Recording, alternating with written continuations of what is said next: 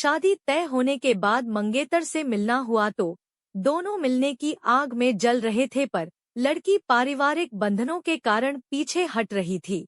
पिंकी दिल्ली के एक परिवार की बिगड़ी हुई लड़की थी। उसके पैसे वाले माता पिता को उसके लक्षण अच्छे से मालूम थे, इसलिए उसके 20 साल के होते ही पढ़ाई बीच में छुड़ाकर उसकी शादी लखनऊ के एक व्यापारी परिवार के लड़के विजय के साथ कर दी। लड़के को लड़की दिखाई। रस्म के दिन ही एकांत में बातचीत के दौरान पिंकी और विजय को समझ में आ गया था कि दोनों की आपस में खूब पटेगी। शादी तय होने से शादी होने तक के 5 महीनों में विजय 7 से 8 बार रात की ट्रेन से दिल्ली आया।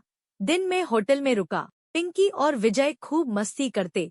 अगली रात को विजय वापस चला जाता। पिंकी के पिता ने दोनों को कई बार समझाना चाहा, तो दोनों ने ही स्पष्ट किया कि वे अब अलग नहीं हैं। अगर बड़े चाहें तो वे कल ही कोर्ट मैरिज करवा दें। बड़ी मुश्किल से पिंकी की मां ने पिंकी को उसकी नानी से कसम देकर कहलवाया कि वो जो चाहे करे, पर शादी से पहले रात वाला काम नहीं करे। पिंकी को भी समझ में आया।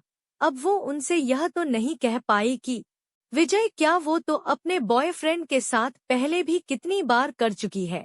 विजय होटल में बहुत कसमसाता। पिंकी सब कुछ करती पर विजय को अपने जिस्म के अंदर नहीं आने देती, और पिंकी बहुत तेज थी। उसने बचाव के लिए विजय के साथ कितनी ही अंतरंग फोटो अपने मोबाइल में ले रखी थी, पर दोनों एक दूसरे के लिए बहुत समर्पित थे। दोनों ने ही अपने विगत को भूलते हुए एक दूसरे के लिए जीने की कस्में खाईं।